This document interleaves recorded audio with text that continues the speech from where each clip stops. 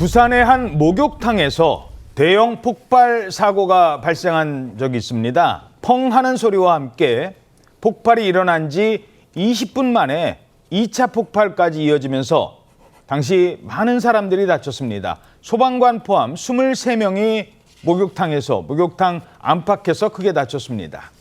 이 해당 목욕탕 법원에 판결이 내려졌는데요. 자, 일단 2년 전에 발생한 사고였죠? 네, 맞습니다. 2023년 9월 1일이었는데요. 부산에서 발생한 대형 폭발 사고입니다. 좁은 골목길에 있는 한 건물인데 갑자기 불기둥이 치솟으면서 폭발이 일어났습니다. 목욕탕이 있는 건물이었고요. 소방 관계자들이 진화 작업으로 불길이 잠잠해지던 순간에 또 한 번의 큰 폭발이 일어났습니다. 화염이 몰려든 인파를 덮쳤는데요. 1차 폭발 이후에 소방 관계자들과 시민들이 몰려들었는데 20분 뒤에 2차 폭발이 발생한 겁니다. 이 폭발의 위력은 목욕탕 외벽이 무너져 내리고 또 인근 주택의 유리창이 깨질 정도로 엄청났습니다. 소방대원들이 크게 다치는 등 총 23명이 부상을 입었습니다. 자, 그러니까 처음에 폭발한 이후 불이 잠잠해졌어요. 그러니까 뭐 소방관 포함해서 주변에서 무슨 일이 하고 가봤겠죠. 그때 2차 폭발이 또 발생한 겁니다. 지금 좀 깜짝 놀랐지. 지금 배랑 맞는 줄 알았다고. 1차적으로 불이 꺼졌다 생각하고 있는데 2차가 옮기는 거 뻥 하면서 불길이 막으로 옷이 순식간에 옷이 없어지더라고요. 예.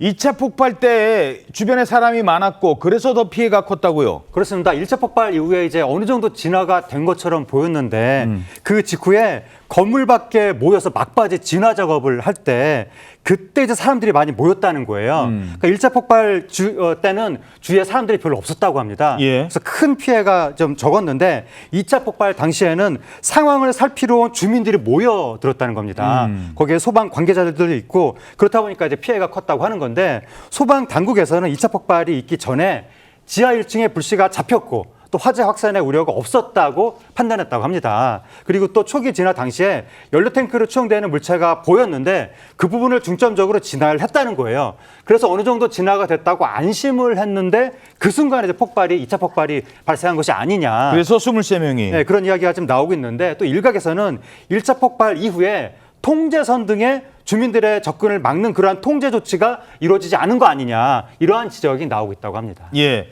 아니 근데 세상에 목욕탕이 다 폭발을 하네. 사고 원인 가운데 하나가요. 싸구려 기름? 뭐 이런 이야기가 나왔다고요? 환기가 제대로 이루어지지 않은 목욕탕에서 유증기, 그러니까 기체 형태의 기름 방울이 새어나온 것으로 확인이 됐습니다. 목욕탕 지하 1층 유류탱크 하부에 있는 구멍으로 기름이 일부 새기 시작했고 유류탱크 격벽 내부에 이걸로 인해서 유증기가 형성이 됐던 겁니다. 뒤이어 분전판 쪽에서 작은 전기불꽃이 생기면서 유증기를 건드려서 이게 폭발을 했고 화재로 달궈진 유류탱크 내부 유증기가 연이어 폭발하면서 폭발이 커진 것으로 조사가 됐습니다. 당시 목욕탕에는 정제유 2,600리터가량이 저장돼 있던 것으로 추정이 되는데 경찰은 이 기름이 저품질, 그러니까 싸구려 기름이었던 것으로 분석하고 있습니다. 목욕탕 보일러를 가동할 때 쓰이는 일반 경유의 반값 정도 되는 싸구려 기름이라고 하는데 싸구려 이유가 있습니다.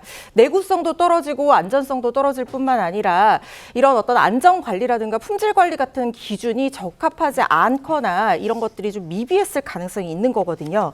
이렇게 목욕탕 유류로 사용하기에 적절하지 않은 싸구려 기름을 썼다 보니까 이것이 화재 원인 중에 하나가 아니냐 이런 분석 나오고 있는 겁니다. 자, 그러니까 평소에 점검도 안 하고 그러니 유리탱크에 구멍이 생겼죠. 게다가 반값 기름 쓰고.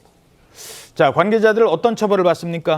예, 이 목욕탕 업주는 업무상 과실치사 혐의로 재판에 넘겨졌습니다. 30년 넘은 낡은 목욕탕을 운영하면서 유류탱크에 구멍이 날 정도로 안전관리를 제대로 하지 않은 데다가 또 기준에 맞지 않은 연료를 사용해서 폭발 사고를 일으킨 혐의였습니다. 그리고 어제 이 재판에서 업주에게 금고 2년, 집행유예 3년이 선고가 됐습니다. 재판부는 양형에 대해서 피해자들의 상해 정도가 심하다라고 하면서도 목욕탕이 소외되면서 사실상 유일한 생계 수단을 잃게 되는 등 상당한 경제적 손실을 입은 점 등도 고려했다라고 하면서 양형 이유를 설명을 했는데요. 다만 이 목욕탕 업주와 함께 재판에 넘겨졌던 혼합유를 만드는 업체 대표에게는 불법 연료를 공급했다고 증명이 어렵다, 증명에 이루어지지 않았다라고 하면서 무죄가 선고됐습니다.